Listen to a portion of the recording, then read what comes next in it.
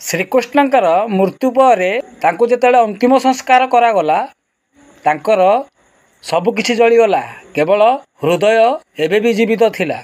यह देखि पांडव माने आश्चर्य होइगले। उपरु आकाशवाणी हैला ये ब्रह्म हृदय होइथाए, यार कोनोसी अंत नाही।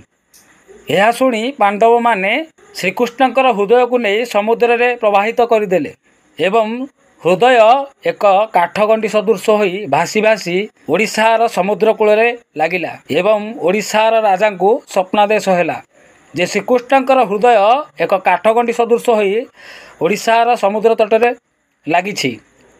राजा संगे संगे जाई से काठगंडी को आनी भगवान जगन्नाथ भाई बलराम भौणी सुभद्रा प्रतिमूर्ति स्थापन कले, जहाँकि आज पुरी श्रीक्षेत्र रही। आज भी श्रीकृष्णଙ୍କର हृदय जीवित रही जगन्नाथ मूर्ति रे।